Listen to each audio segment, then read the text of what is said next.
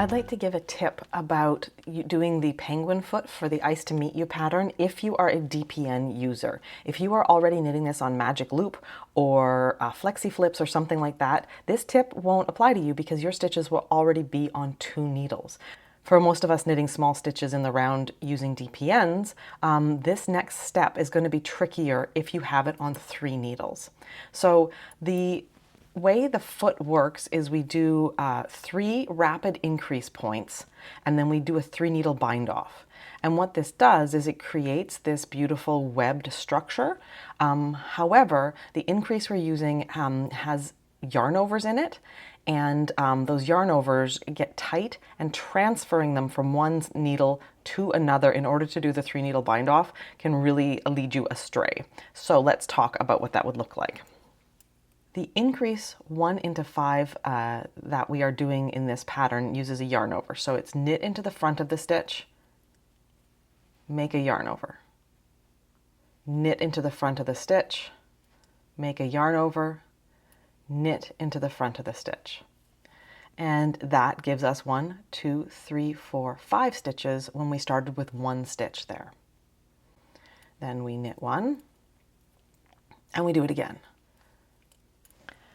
Now to do a 3 needle bind off, we need the needles on the front and back of the foot to be on just 2 needles. So we would be needing to transfer these stitches from this needle over here, but the yarn over really wants to disappear and wants to be tricky, and several of my test knitters were losing these yarn overs as they were trying to transfer them.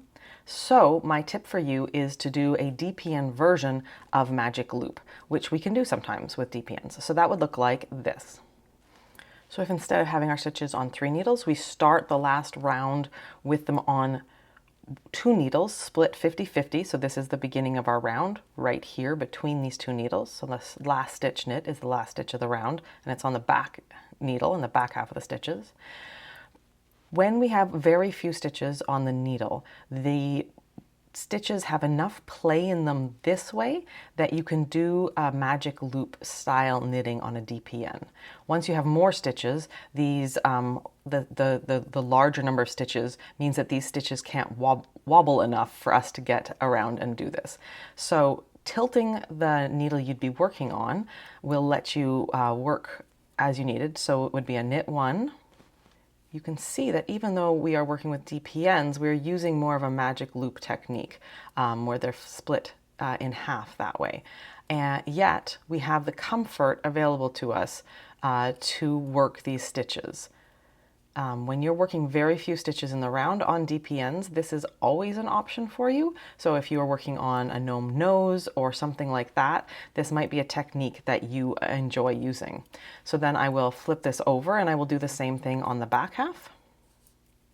So I've worked that really rapid increase round and my stitches are all ready for a 3 needle bind off. And I don't need to worry about losing any stitches as I transfer them between, and I can just go straight to that next step. I hope this helps for this and for other projects. Happy knitting!